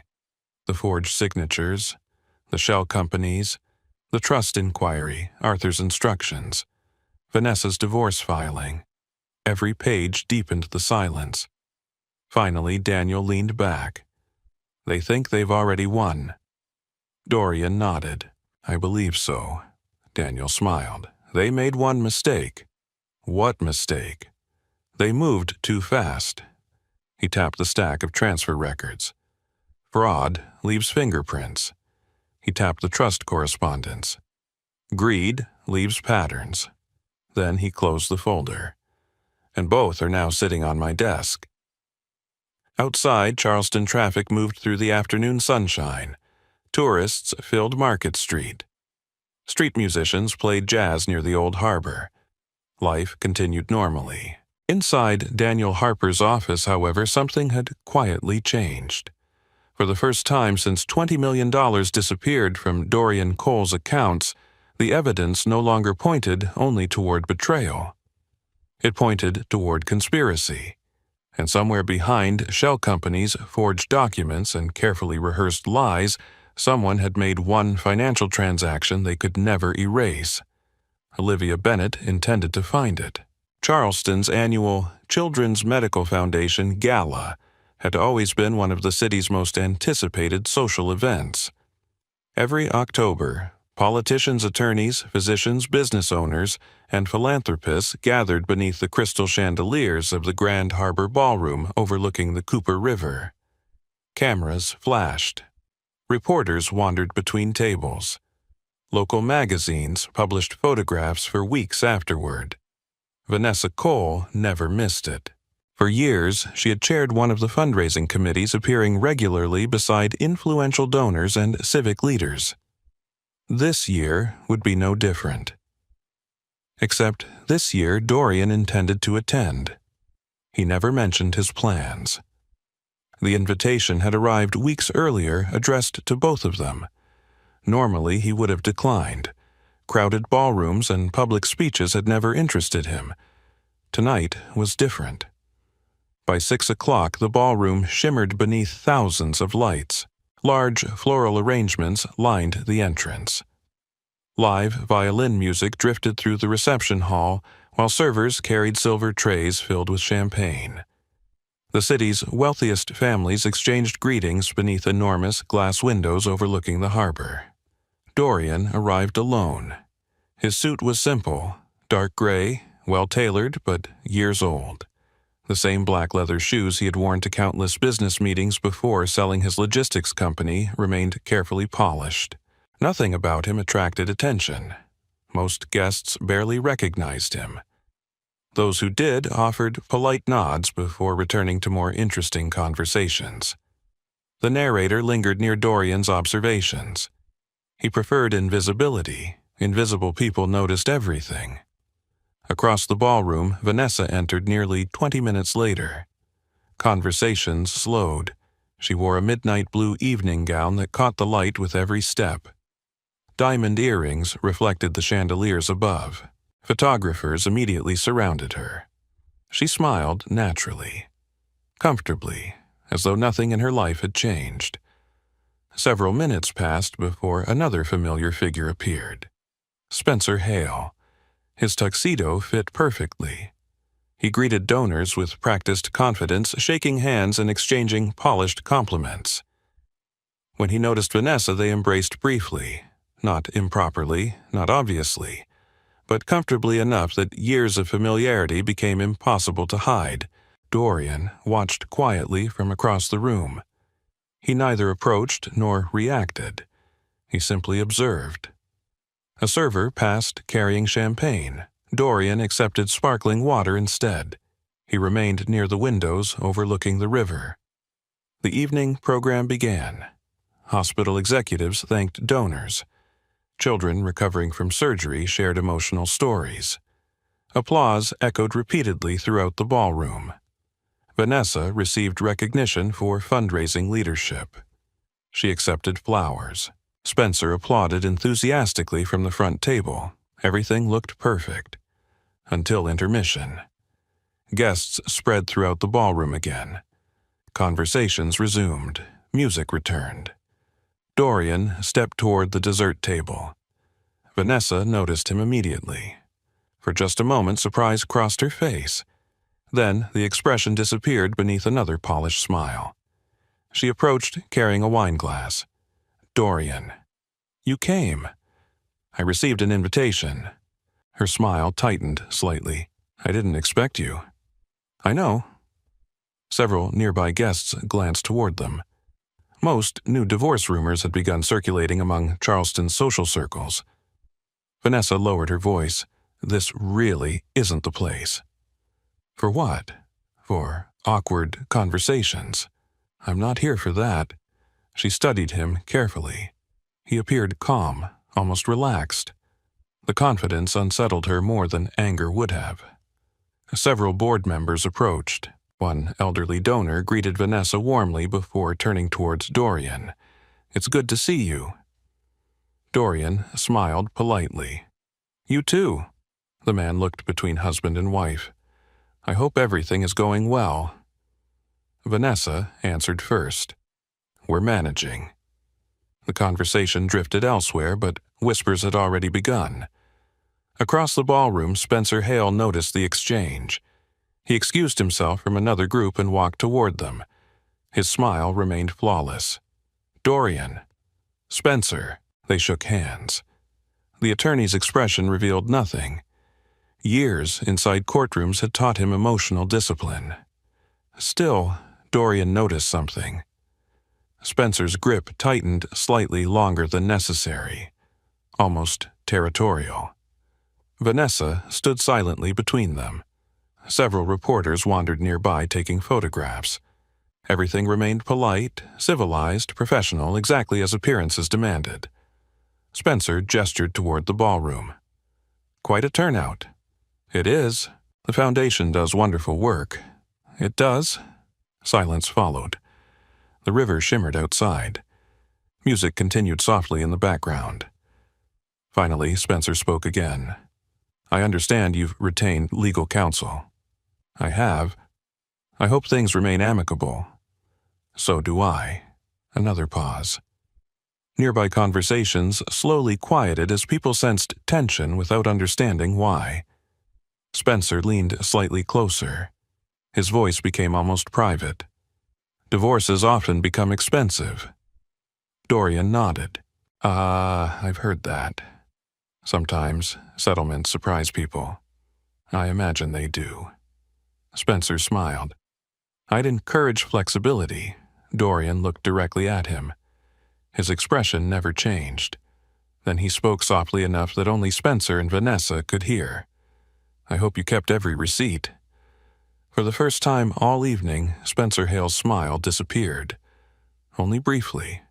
Less than 2 seconds. But long enough. His eyes narrowed. Then composure returned. "I'm not sure what you mean." "I think you do." Dorian stepped backward, picked up his glass of sparkling water, and walked away.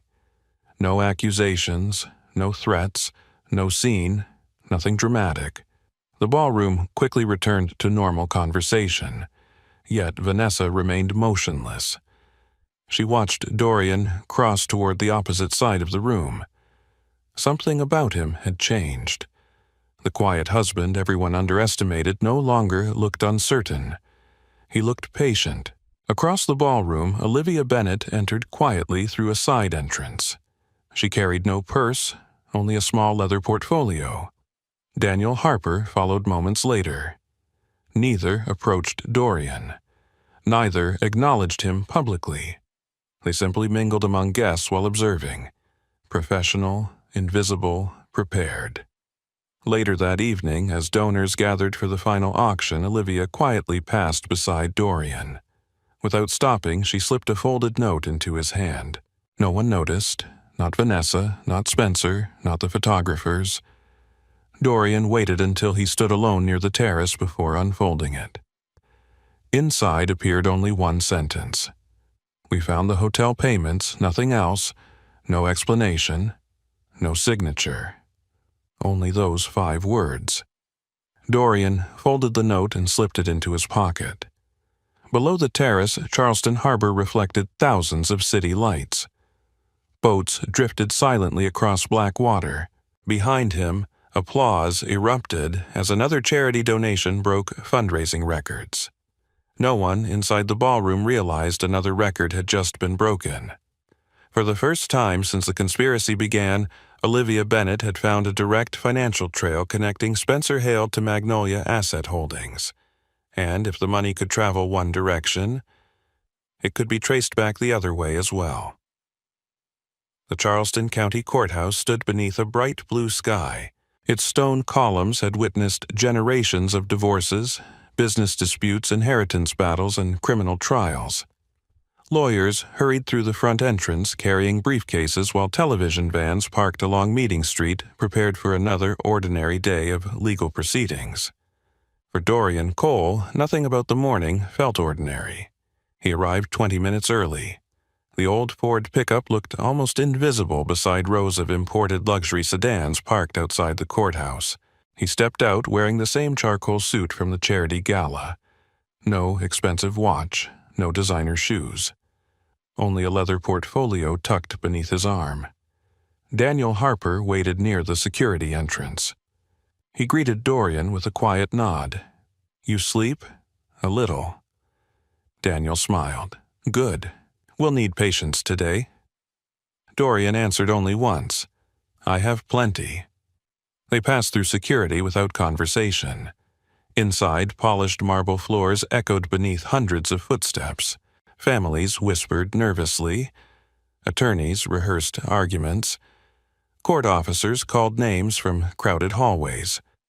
The entire building seemed built upon tension.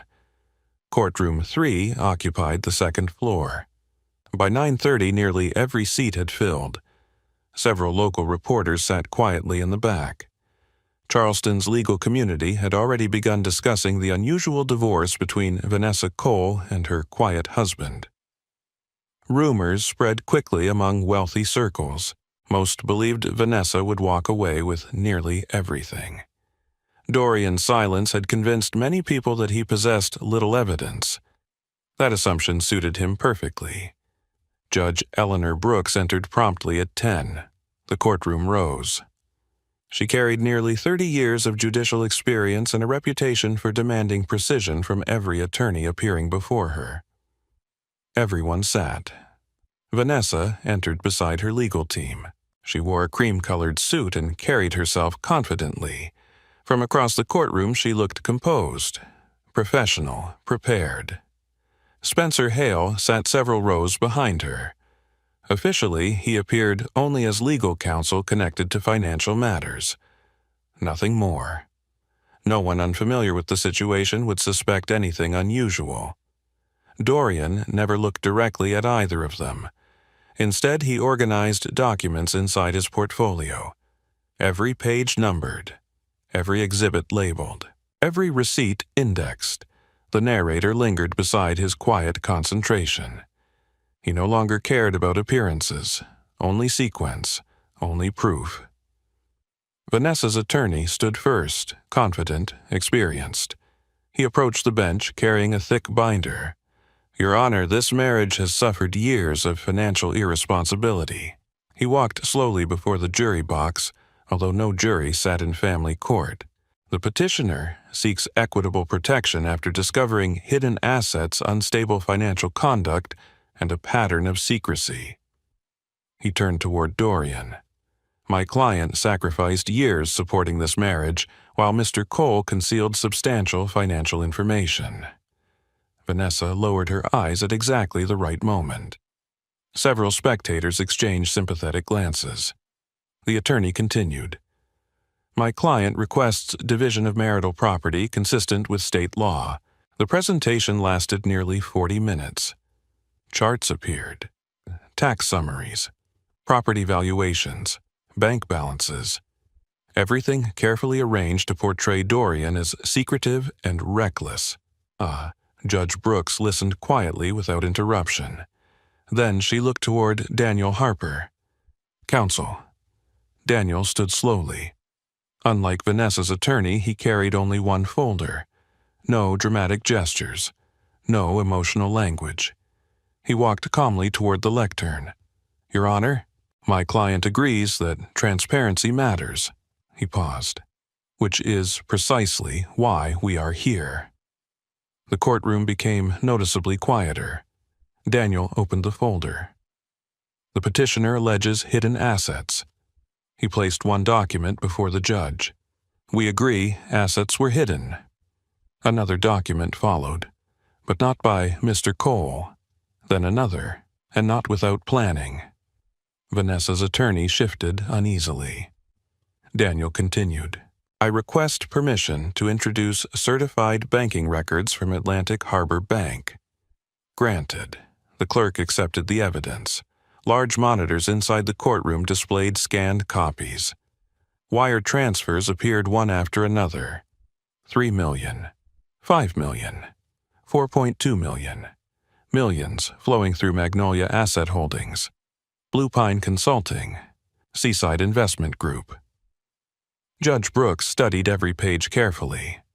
Daniel spoke softly. Each transaction bears Mr. Cole's signature. He paused. Our forensic review reached an interesting conclusion. Olivia Bennett stood from the gallery and approached the witness stand. After taking the oath, she explained months of analysis. Ink pressure, digital overlays, electronic submission logs, signature replication. She displayed enlarged images on courtroom monitors. To an ordinary observer, every signature appeared genuine. Under forensic analysis, microscopic patterns repeated identically. Impossible for handwritten signatures. Olivia looked toward the judge. They were mechanically reproduced. Vanessa's attorney objected immediately. Speculation. Judge Brooks shook her head. Overruled, Olivia continued. We also traced transfer pathways through multiple shell companies. Another chart appeared. Money entered Magnolia Asset Holdings, then Blue Pine Consulting, then additional holding entities, finally disappearing into offshore custodial accounts. The courtroom remained silent. Daniel approached the witness stand. Did you discover any connection between these companies? I did. She produced incorporation records. Every corporation shared administrative services, the same mailing address, the same filing agent, the same accounting intermediary. Daniel nodded. And did your investigation discover any personal relationships connected to those entities? Olivia looked toward the judge, then answered carefully. Yes. Daniel displayed another exhibit. Hotel invoices from Savannah, luxury suites, private dining expenses, weekend reservations. The billing account listed Magnolia Asset Holdings. Guest names had been omitted, but security records obtained through subpoena included identification logs. The first entry, Vanessa Cole. The second, Spencer Hale. A murmur spread across the courtroom. Vanessa's attorney stood quickly. Objection. Judge Brooks looked toward him. On what grounds? Irrelevant. Daniel responded before the judge spoke. The payments originated from a shell company receiving my client's stolen funds. Silence followed. Judge Brooks nodded once. Overruled. Vanessa stared straight ahead. Her expression remained controlled. Only her fingers tightened around a pen resting on the table. Daniel returned to the lectern. I have one final exhibit. He removed a sealed envelope. The clerk opened it carefully. Inside rested correspondence from Southeastern Heritage Trust. Judge Brooks reviewed the first page, then the second. Her expression changed almost imperceptibly. She looked toward Spencer Hale. Mr. Hale. The attorney stood.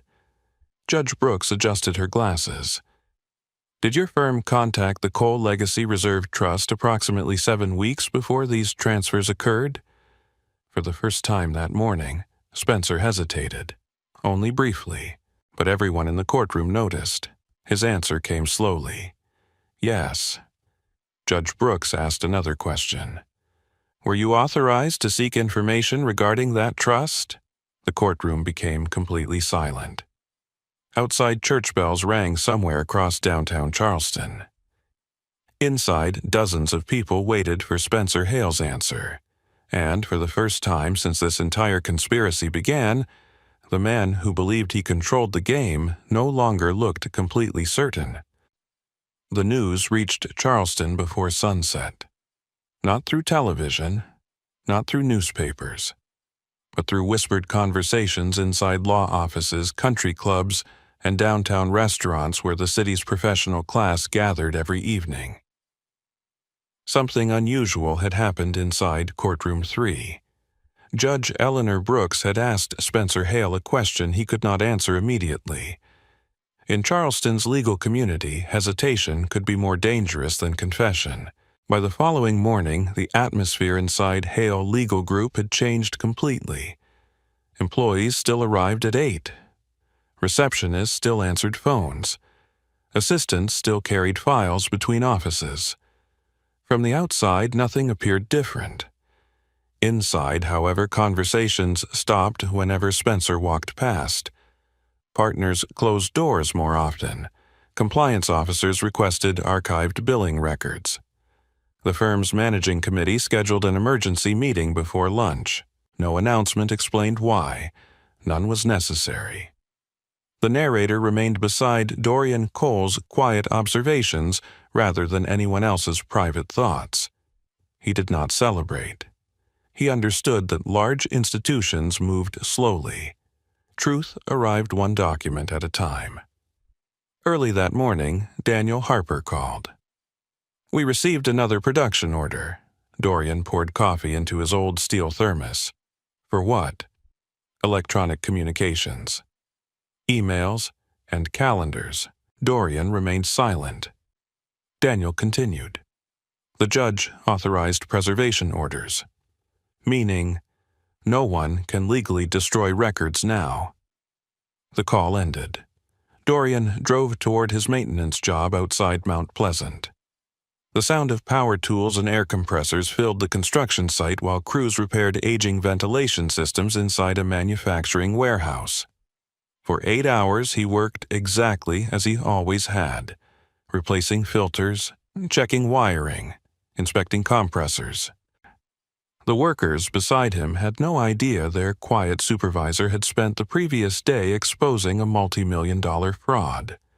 Dorian preferred it that way. Near noon, his phone vibrated. Olivia Bennett. "I have something." "What is it?" "The shell companies paid for more than hotels." He stepped outside into the loading yard. Truck engines echoed across the concrete. "What else?" "Private flights." Dorian waited. Olivia continued. "Luxury rentals, vehicle leases, vacation properties, and there are recurring payments to a consulting contract that doesn't exist." "Who signed them?" "I'll show you tonight." 6 hours later, they met inside Daniel Harper's office. Stacks of subpoena responses covered nearly every available surface. Printers continued running in adjacent rooms. Paralegals organized thousands of pages into evidence binders. Olivia projected spreadsheets across a large monitor. Colored lines connected dozens of transactions. Money flowed through Magnolia Asset Holdings, into Blue Pine Consulting, into offshore custodial accounts, then unexpectedly back into Charleston through property management companies and travel agencies. She enlarged one payment: weekend villa rental, Hilton Head Island; another private charter flight, Savannah; another luxury vehicle lease, Palm Beach. Every payment originated from money transferred out of Dorian's accounts. Daniel folded his arms. They spent stolen money. Olivia nodded. And they documented everything. Dorian looked quietly at the screen. Every receipt represented another piece of evidence. Every invoice weakened Spencer's position. Every electronic payment created another permanent record. Paper survived. Arthur had been right. Daniel walked toward the window overlooking Marion Square. The problem isn't proving fraud anymore. He turned. It's proving conspiracy. Olivia smiled faintly. I think we're getting close. She opened another folder. Calendar exports. Thousands of entries. Dinner meetings. Fundraisers. Business lunches. Travel schedules. At first glance, they appeared ordinary. Then Olivia highlighted recurring appointments. Every second Thursday, every month. Location Savannah, no client names, no event descriptions. Only one letter. S. She opened another calendar. This one belonged to Spencer Hale. The same dates appeared. This time marked V. Daniel looked towards Dorian. Neither man spoke. No words were necessary. The evidence no longer relied on assumptions. Patterns had become visible. Meanwhile, across Charleston, reporters gathered outside Hale Legal Group after anonymous sources confirmed the firm had received preservation notices connected to an ongoing civil dispute. Cameras pointed toward the entrance. Employees hurried inside, avoiding questions. No charges had been filed. No accusations announced publicly. Still, speculation spread. Inside downtown coffee shops, people whispered. Had Spencer mishandled trust documents? Had client funds disappeared? Was the investigation financial, professional, personal? No one knew. Silence filled the gaps. The following afternoon, another development occurred. Federal courier envelopes arrived at Hale Legal Group. Certified, recorded, signed. Daniel received a confirmation before evening. They've issued subpoenas. Dorian looked up. Federal, yes. For banking communications. Olivia closed her laptop. They're moving faster than I expected. The room grew quiet. Outside, rain clouds rolled across Charleston Harbor once again. Streetlights reflected against wet pavement. Daniel finally broke the silence. From this point forward, mistakes become expensive. Dorian understood. Pressure changed people. When cornered, desperate individuals often destroyed evidence, or blamed partners, or abandoned carefully rehearsed stories. Conspiracies rarely survived investigation. They collapsed from inside. Later that evening, Dorian drove home. Vanessa's Mercedes remained absent. The house stood dark except for the porch light. He entered quietly. No messages waited, no notes, no explanations, only silence. He walked into Arthur's old study and opened the folder containing the handwritten trust instructions. The paper felt thin after 36 years. The ink had faded, yet one sentence remained perfectly readable. Greed never knows when to stop digging. Dorian stared at the words for several minutes. Arthur had not been warning future thieves. He had been warning future heirs. The old mechanic understood something courts often discovered too late. Most lies collapse beneath their own weight. They simply need enough time. His phone vibrated one final time before midnight. Daniel Harper. Only 4 words appeared on the screen. They're inside Hale's office. Nothing more, no explanation, no details. Dorian looked through the study window toward the quiet Charleston street. Somewhere downtown, investigators were opening filing cabinets, copying hard drives, collecting invoices, reviewing decades of records. The conspiracy that began with $20 million had finally reached the place where it was born. And once federal investigators started reading paper trails, there would be no way to erase the truth. The second hearing lasted less than 2 hours. It changed everything. By 8:30 that morning, Charleston County Courthouse stood surrounded by more reporters than usual. Satellite trucks lined the curb along Meeting Street while photographers waited beneath rows of oak trees for attorneys and clients to arrive. Rumors had spread faster than anyone expected. Federal preservation orders, suspicious wire transfers, trust inquiries, forgery allegations. No official investigation had been announced, yet everyone sensed the story had grown far beyond an ordinary divorce. Dorian Cole arrived alone. The same charcoal suit, the same worn leather portfolio. Nothing about his appearance suggested that generations of family wealth now stood behind him. He preferred it that way. Daniel Harper met him near the courtroom entrance. He carried 3 evidence binders. Nothing else. "No interviews," Daniel said quietly. "I wasn't planning to." "Good." They entered without another word. Inside the courtroom felt noticeably different from the previous hearing. Additional court staff occupied the rear benches. Financial investigators sat quietly near the clerk's office. Several attorneys from unrelated cases remained seated simply to observe. Judge Eleanor Brooks entered exactly on schedule. Everyone stood. The hearing began immediately. Vanessa sat beside her legal team. Her expression remained carefully composed. Professional, controlled. But subtle changes had appeared. She glanced repeatedly toward the courtroom doors, toward the gallery, toward Spencer Hale, as if waiting for reassurance that never came. Spencer himself looked different. His tuxedos and gala smiles had disappeared. Today, he wore a conservative navy suit and carried several thick legal folders beneath one arm. The confidence remained. The certainty did not. The narrator stayed close to Dorian's quiet observations. He noticed Spencer speaking less than usual. He noticed assistants exchanging documents more frequently. He noticed 2 unfamiliar attorneys seated several rows behind the defense table. Corporate counsel. Damage control had already begun. Judge Brooks reviewed preliminary motions before turning toward Daniel Harper. "Counsel, you requested supplemental evidence." Daniel stood. "Yes, Your Honor." He approached the lectern carrying only one folder. "This evidence concerns motive." A silence settled across the courtroom. Daniel removed several enlarged photographs, security images, hotel entrances, parking garages, private airport terminals. Each carried date stamps. Each corresponded to transfers from Dorian's missing funds. The clerk displayed them on courtroom monitors.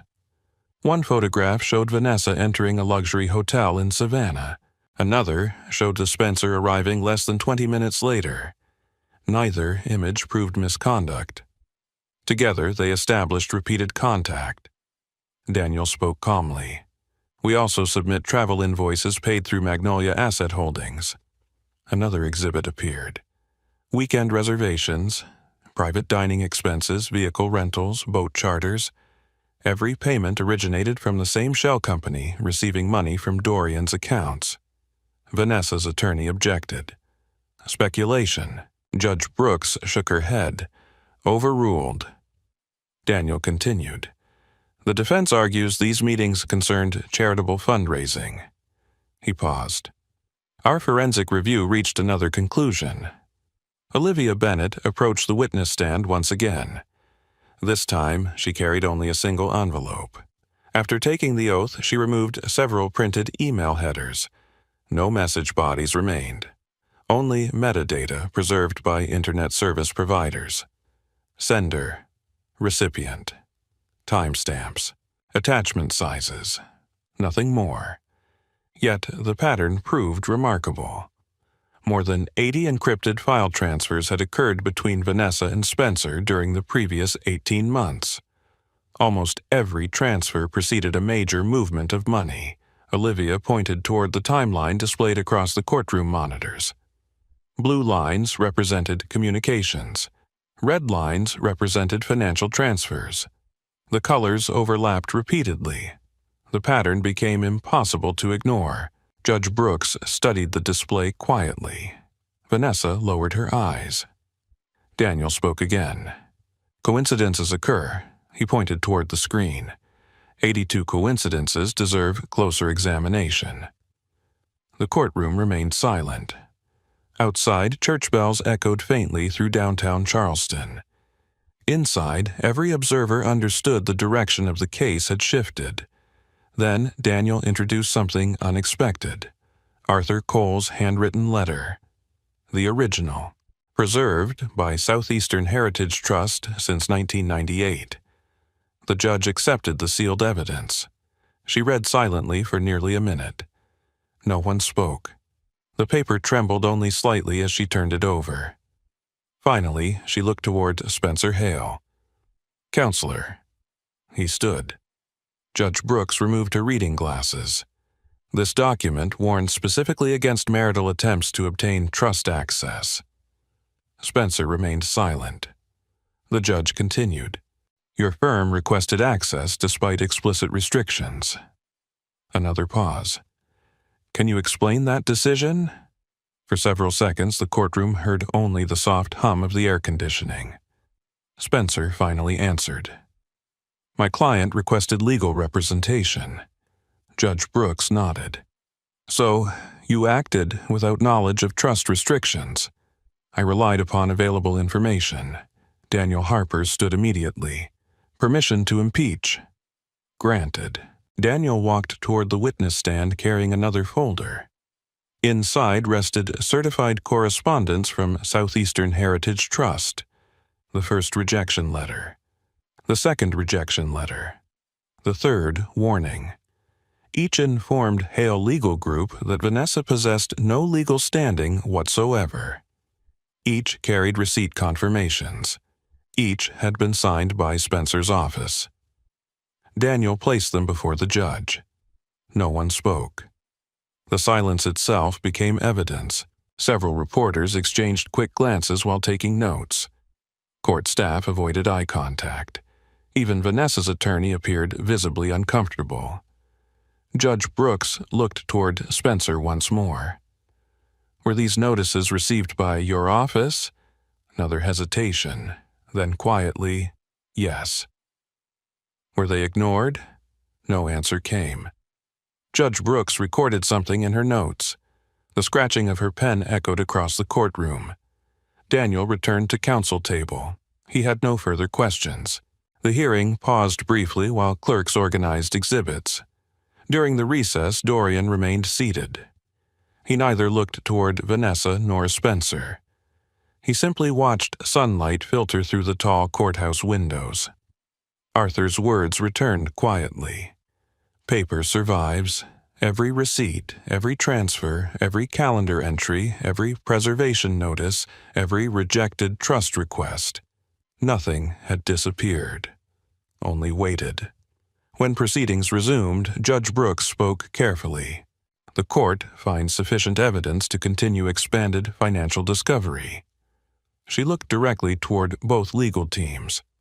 "Furthermore, copies of today's record shall be transmitted to appropriate regulatory authorities for independent review."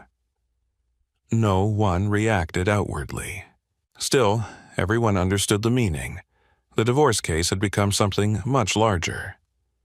As people slowly filed from the courtroom, reporters rushed toward the courthouse steps outside. Microphones appeared. Cameras activated. Questions echoed through the hallway. No one answered. Dorian exited through a side door with Daniel Harper.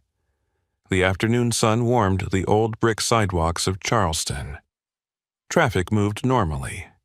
Tourists filled nearby cafes. Life continued as if nothing extraordinary had happened. Yet, behind them inside Courtroom 3, a single judicial order had quietly changed the future of everyone involved. Because once independent investigators began following Arthur Cole's forgotten paper trail, they would eventually discover where the missing $20 million had truly gone, and who had been waiting to claim something far more valuable. Winter arrived quietly along the South Carolina coast. The oak trees around Charleston had lost much of their color, and cold winds swept across the harbor where cargo ships moved slowly through gray morning fog. Tourists became fewer. Restaurants emptied earlier in the evening. The city itself seemed quieter, as if waiting for something inevitable. Dorian Cole no longer visited the courthouse every week. The legal battle had entered a different stage, Investigators now worked behind closed doors. Auditors examined years of financial records. Bank specialists reconstructed transaction histories one transfer at a time. Paper survived. Arthur Cole had understood that long before computers existed. On a Monday morning in December, Dorian sat inside Daniel Harper's office overlooking Marion Square. Sunlight reflected across stacks of evidence boxes filling nearly half the room. Every binder carried labels. Wire transfers, corporate filings, trust correspondence, travel records, electronic communications, thousands of pages. Months earlier, they had looked like disconnected pieces. Now they formed a complete picture. Daniel entered carrying fresh court orders. Without speaking, he placed them on the conference table. Dorian read quietly. Asset preservation, corporate dissolution, temporary injunctions, recovery authorization. Each page represented another step toward reversing the theft. Olivia Bennett arrived minutes later carrying a laptop. She smiled for the first time in weeks. "We found the last account." Dorian looked up. "The offshore one?" She nodded. "Cayman Custody Services. It emptied 3 days ago." Daniel frowned. "Transferred where?" Olivia turned the screen toward them. The transaction path filled the display. Magnolia Asset Holdings, Blue Pine Consulting, 3 intermediary custodians. Finally, Atlantic Harbor Escrow Services, Charleston. The money had returned. Not voluntarily.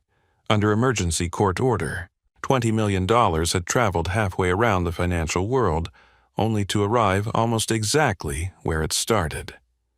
Daniel leaned back quietly. They ran out of places to hide. Outside the office windows, church bells echoed across downtown Charleston. Traffic moved normally beneath clear winter skies. No one walking through Marion Square realized millions of dollars had just been recovered inside the building overlooking the park. The following week, another hearing took place. Unlike earlier sessions, reporters packed every available seat. Federal observers attended quietly. Bank representatives appeared through video testimony. Forensic accountants summarized months of investigation. Judge Eleanor Brooks listened without interruption. The evidence no longer centered on assumptions. It centered on numbers. Every dollar, every transfer, every signature, every electronic authorization. Nothing remained hidden. When proceedings concluded, the judge announced temporary findings: misrepresentation, unauthorized transfers, fraudulent documentation, improper marital asset claims. Further criminal review recommended. The courtroom remained silent. No applause, no celebration, only the scratching of reporters' pens across notebooks. Outside, cameras surrounded attorneys. Daniel Harper declined comment. Olivia Bennett walked directly to her car. Dorian exited through a side entrance exactly as he had planned. He had no interest in public victory. Justice did not require an audience. 3 weeks later, another letter arrived. This one came from the South Carolina Bar Association. Spencer Hale had voluntarily surrendered his law license pending disciplinary review. The announcement spread quickly through Charleston. Television stations reported the story. Legal journals published editorials. Former clients requested independent audits of trust accounts.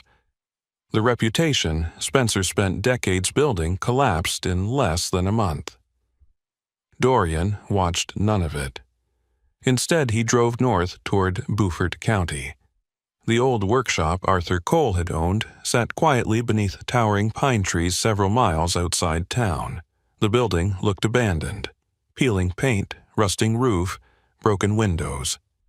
Neighbors believed it had no value. Developers had offered to buy the land several times. Arthur always refused. Dorian parked beside the familiar gravel drive. The same wooden workbench remained inside. Old tools still hung from nails driven into the walls decades earlier. Everything smelled faintly of engine oil and cedar. He stood quietly in the center of the room. No cameras, no lawyers, no reporters. Only silence. He imagined Arthur repairing engines exactly where he stood, working slowly, patiently, never wasting movement, never wasting words. Dorian reached into his jacket pocket. The little brass key remained there. He placed it carefully onto the old workbench. Beside it rested Arthur's handwritten note. The patient man arrives after everyone else leaves. For several minutes he simply looked at them. $20 million had returned. The trust remained protected. The legacy reserve survived untouched. Yet none of those victories felt as important as the lesson Arthur had quietly left behind. Preparation defeated panic. Documentation defeated deception. Patience defeated greed. A week before Christmas, Daniel called once more. The civil recovery is complete, and the criminal side, still moving. Dorian thanked him. Nothing more. The call lasted less than 30 seconds. That afternoon he listed the Charleston house for sale. Friends questioned the decision. Neighbors expressed surprise. Real estate agents recommended renovations to increase value. Dorian ignored every suggestion. He accepted the first reasonable offer. The closing occurred quietly. No interviews, no announcements, no celebration. Vanessa received only the portion ordered after financial offsets and fraud findings reduced nearly every claim she originally made. The newspapers called it a stunning reversal. Dorian never read the articles. On his final evening inside the old house, he walked room by room. The kitchen where suspicious smiles first appeared. The study where Arthur's blue cash box disappeared. The staircase where hidden phone calls echoed through the ceiling. Every room looked ordinary again. Only memory had changed. He turned off the lights one final time. Outside, snowflakes rare for coastal South Carolina drifted lightly through the evening air. His old Ford pickup started on the first turn. Boxes filled the truck bed. Nothing expensive, mostly books, tools, folders, Arthur's letters. As he drove away, the rearview mirror reflected the empty house growing smaller behind him. For years, people believed that building represented success. They were wrong. The real inheritance had never been inside those walls. It had been waiting quietly inside forgotten papers, hidden trust documents, and an old mechanic's stubborn wisdom. Ahead, the road towards Beaufort disappeared into the winter dusk, and for the first time since the $20 million vanished, Dorian Cole no longer felt like a man recovering what had been stolen.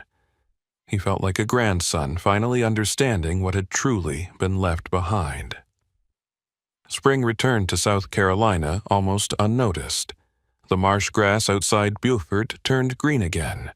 Shrimp boats drifted quietly through the morning mist, and white egrets stood motionless along the shallow water as if nothing in the world had ever changed. Nearly 11 months had passed since $20 million disappeared from Dorian Cole's accounts. The legal battle had ended. The investigations had concluded. The headlines had faded. Charleston had already found new scandals to discuss. The city moved on. Dorian did not. He simply moved forward. His new home stood several miles outside Beaufort, overlooking a narrow stretch of tidal marsh where the sound of wind through tall reeds replaced traffic noise and courtroom echoes. The house itself was modest. White siding, wide porch, metal roof, a workshop stood behind it. Nothing luxurious, nothing designed to impress strangers. Arthur would have approved. Every morning, before sunrise, Dorian carried coffee onto the porch and watched the tide change. The rhythm reminded him that patience belonged to nature long before it belonged to men. The narrator remained close to his quiet reflections. Victory had not erased betrayal. It had simply removed uncertainty. Some wounds healed, others became memory. One April afternoon, Daniel Harper drove down from Charleston. He carried a single envelope, no briefcase, no legal binders, no evidence boxes. For the first time in months, he looked relaxed. They sat outside beneath the shade of an old oak tree overlooking the marsh. Daniel handed over the envelope. The final order. Dorian opened it carefully. The court confirmed permanent recovery of the remaining financial assets. Civil penalties had been assessed. Additional restitution orders entered. Professional sanctions finalized. Every appeal period had expired. The case was over. Daniel leaned back quietly. "You won." Dorian folded the papers. "I know." Neither man smiled. The silence between them carried more meaning than celebration ever could. After lunch, Daniel prepared to leave. Before climbing into his car, he turned back. "You know what surprised me most?" Dorian waited. "It wasn't the money. It wasn't the fraud. It was Arthur." Dorian looked toward the workshop. Daniel continued. "He built a system that protected his family decades after he was gone. Then he drove away. The gravel road settled back into silence. Later that evening, Dorian walked into the workshop behind the house. Arthur's old workbench occupied the center of the room. The brass key still rested inside a wooden drawer. Beside it lay the handwritten trust instructions. Beside those rested dozens of letters Arthur had written but never mailed. Over the past several months, Dorian had read every one. None discussed wealth. None discussed investments. Most talked about responsibility, integrity, preparation, and time. So one letter remained unopened. The envelope carried only Dorian's name, no date, no explanation. He sat quietly before opening it. The paper inside had yellowed with age. Arthur's handwriting appeared steady. "If you are reading this, then someone has probably mistaken money for inheritance. That happens often. The greatest wealth I ever owned was never land stocks or bank accounts. It was the ability to remain calm while others lost themselves. Never chase revenge. Chase truth. Never chase appearances. Protect character. Paper records can recover money. Only patience can recover a man." Dorian finished reading and folded the letter carefully. Outside, rain began falling across the marsh. The steady sound against the roof reminded him of the night he first discovered the missing blue cash box. So much had changed since then. Vanessa had disappeared from public life shortly after the final judgments. No interviews, no statements, no photographs. She simply left Charleston. Spencer Hale's law license remained permanently revoked after disciplinary proceedings concluded. Several former clients pursued separate civil claims unrelated to Dorian's case. The legal community quietly erased his name from boards, charities, and professional committees. No dramatic arrests, no television spectacle, only consequences arriving through ordinary procedures. Exactly as Arthur would have expected. Justice rarely shouted. It simply kept records. Weeks later, Dorian drove one final time to Charleston. Not for court, not for business. Only to visit Magnolia Cemetery, where Arthur rested beneath a simple granite marker shaded by ancient live oaks. He carried no flowers. Arthur had never cared for flowers. Instead, Dorian placed a small brass wrench beside the headstone, the same type Arthur had carried in his pocket for decades. He stood quietly. The spring breeze moved gently through Spanish moss overhead. Somewhere nearby, church bells echoed across the old city. No words felt necessary. Everything that needed saying had already been written years earlier inside forgotten letters and hidden trust instructions. After several minutes, Dorian returned to his truck. As he drove away, sunlight broke through the clouds and reflected across the Cooper River. The city skyline slowly disappeared behind him. He never looked back. Months later, the old brass key remained hanging above his workbench. Visitors occasionally asked about it. Dorian always smiled. It opened something important. No one ever asked what. Perhaps they assumed it unlocked an old box, a safe, a vault. In truth, the key had unlocked something much larger. It had opened the truth hidden beneath greed appearances and betrayal. It had revealed that quiet preparation could outlive deception by generations. And it had proven what Arthur Cole understood long before anyone else. The strongest inheritance is not the fortune a man leaves behind. It is the wisdom that protects it after he is gone. Some people believe justice arrives in dramatic moments with shouting revenge or public humiliation. But real justice often moves quietly. It waits inside records patient decisions and people who refuse to let anger make their choices. Dorian never won because he was richer or smarter than everyone else. He won because he stayed calm long enough for the truth to catch up. In everyday life, many people judge others by appearances. A modest truck, old clothes, or quiet behavior can hide years of preparation, sacrifice, and strength. The people who speak the least sometimes understand the most. And when difficult moments come, patience often protects us better than panic ever could. Have you ever watched someone underestimate a quiet person only to discover they were completely wrong? Share your story in the comments. Your experience might encourage someone else facing betrayal or hardship today. And if you enjoy stories where patience defeats greed and truth outlasts deception, don't forget to subscribe because tomorrow's story may remind you that the greatest victories are often the ones nobody sees coming.